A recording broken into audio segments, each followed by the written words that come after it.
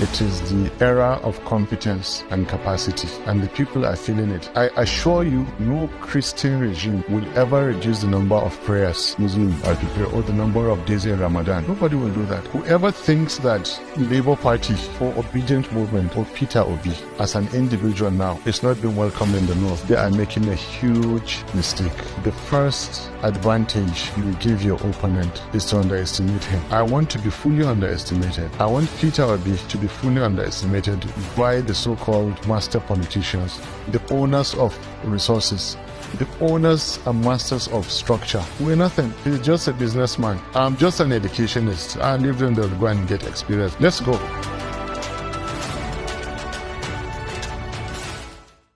Hello, welcome to another exciting edition of Afrinity Connect, Nigerian Leadership Search, where we talk about the upcoming election. Countdown, talking about next week, Saturday. The excitement is in the air. The tension also is in the air. Not alone in the studio. I've got a special guest. For those of you that have been following the program, we once interviewed him on this platform. But today, on the capacity of Secretary General, Nigerian Labour Party UK chapter, we have the singular honor, privilege to have again Mr. Casimir on the program. It's good to have you. How are you doing, sir? I am pretty good, and I'm so excited, given that we have just about 11 days to go. Definitely. Hopefully, we'll end up with a new person who will take us from consumption to production. Thank you. I love that. Very simple, and he's confident about it. He's been talking about it, that he wants to take us from, that aspect where we just, consume. They want to take us to production.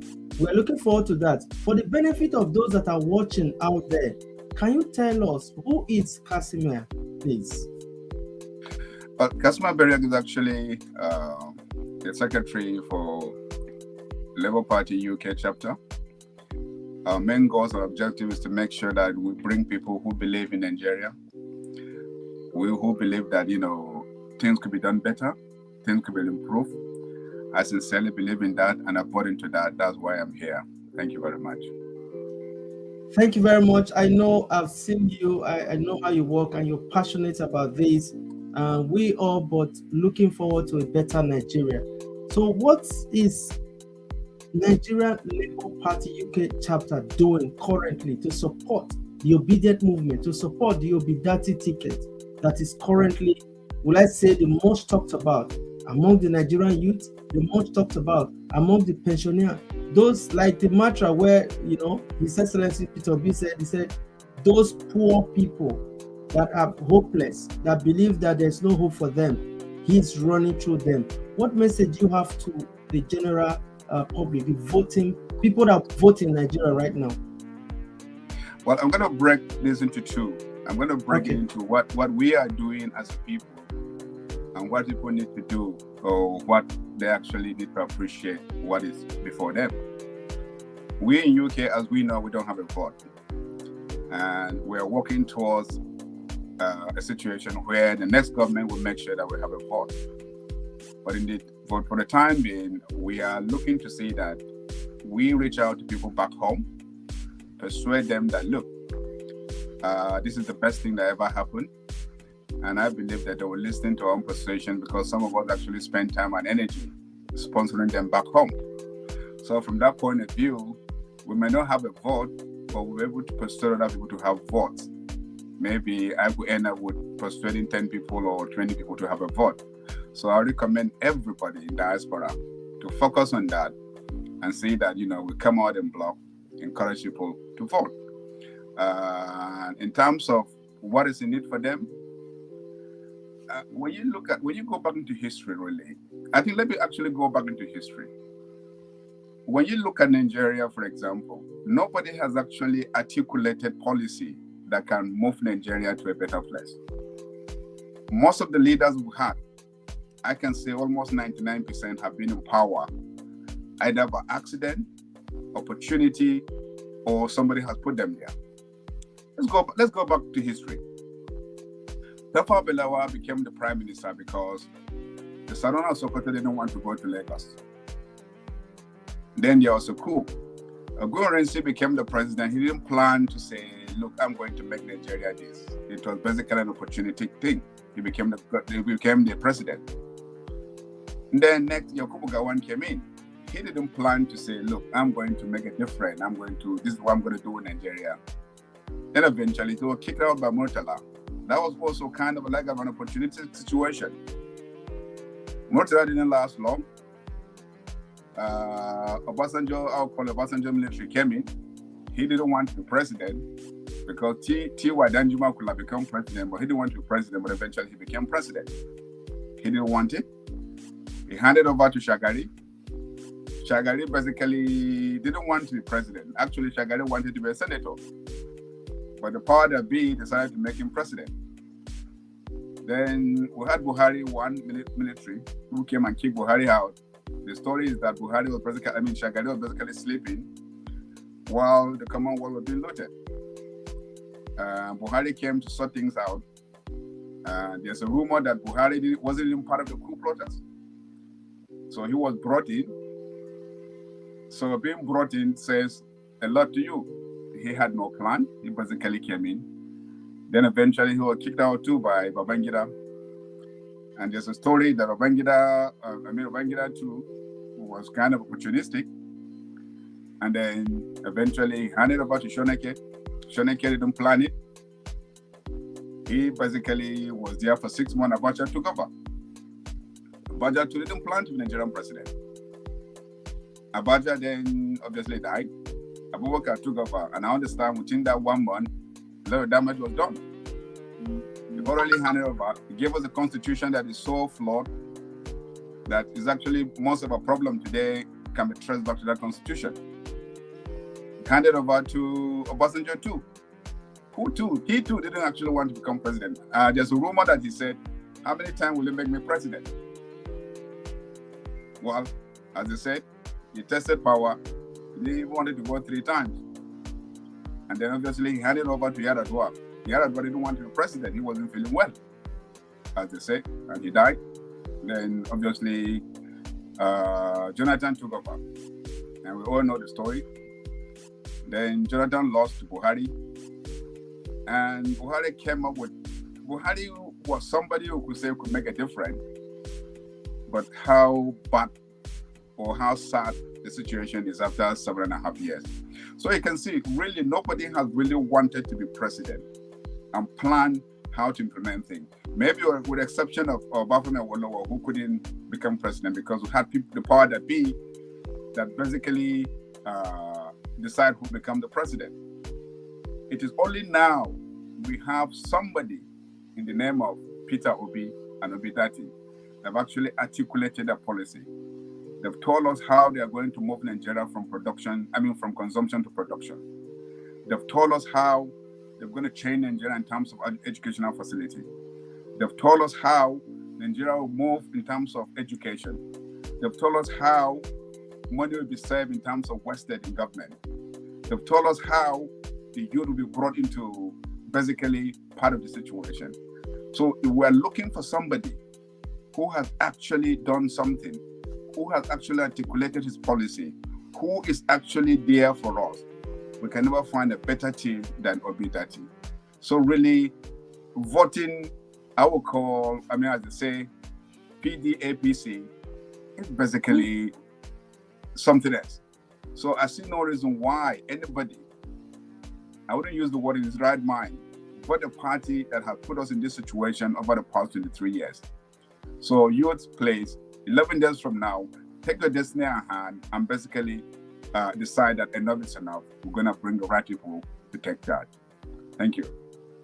Thank you very much. That's very, very, you just said this is very easily, but what you have just done now is put history into place. And this is exciting for me. This is historic for me.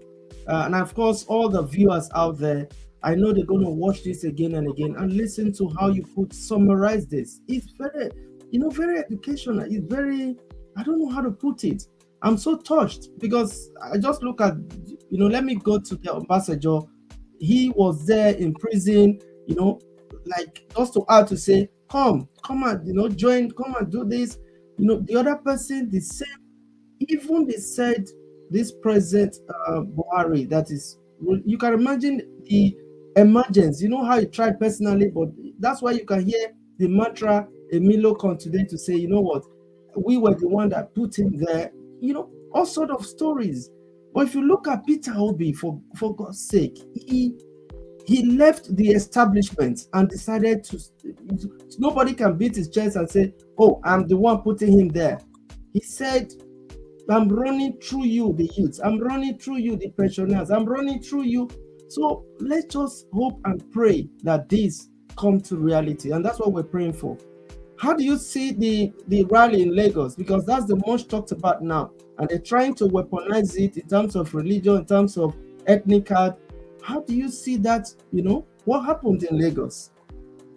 I think what happened in Lagos was a wake-up call for, let me call, the owners of Nigeria. I think it's about time for them to realize that the real owner of Nigeria actually want to take Nigeria back. That was a macrocosm of what is happening.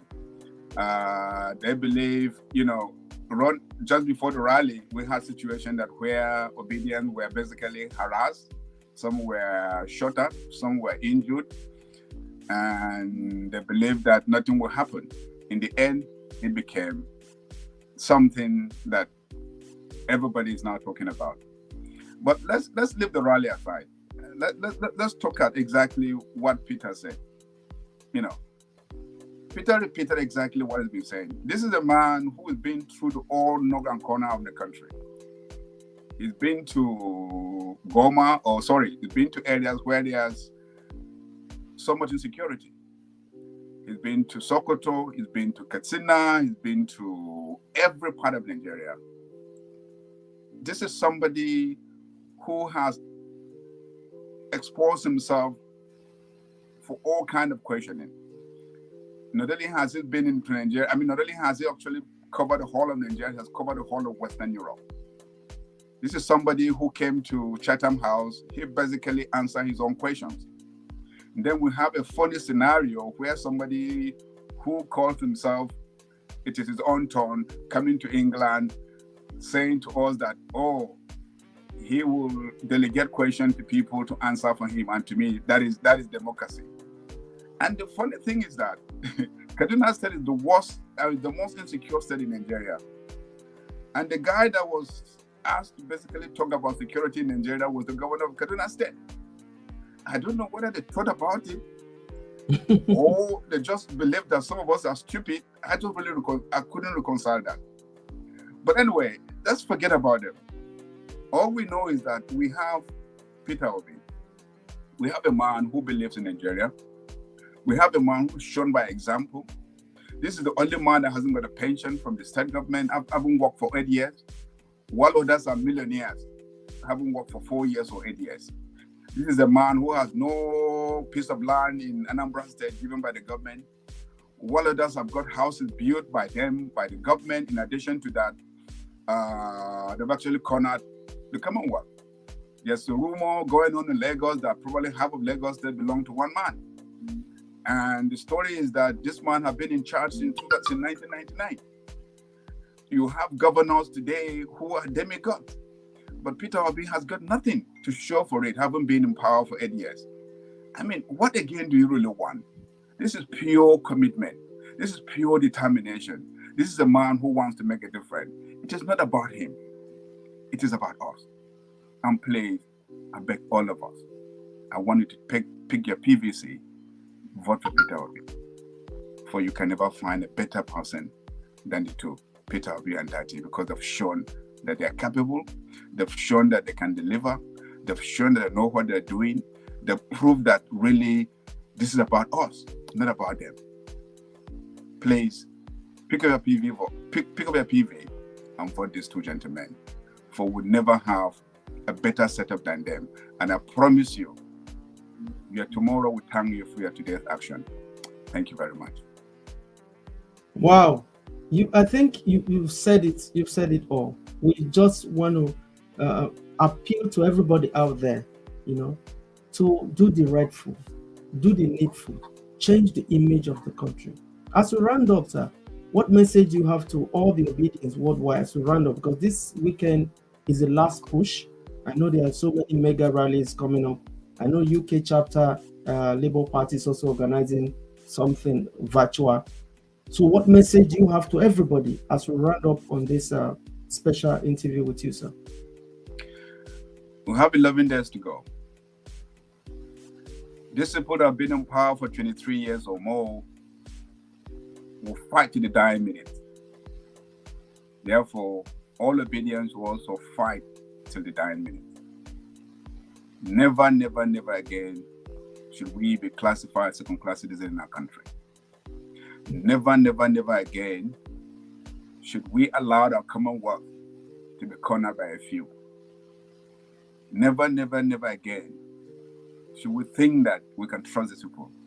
So, like all obedient, to use this opportunity, the remaining 11 days, to work harder and make sure that we deliver on the 25th. For to me, the only option is to be that. That is the only option. Thank you. Thank you very much. We want to thank you sincerely for coming on the platform.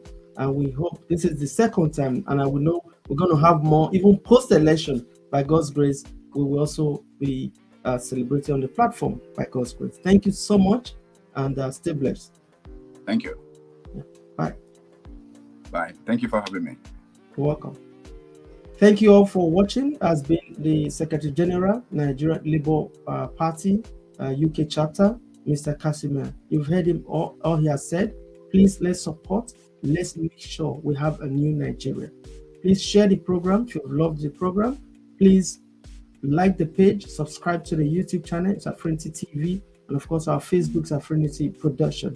Thank you. Wilfred Adams signing off.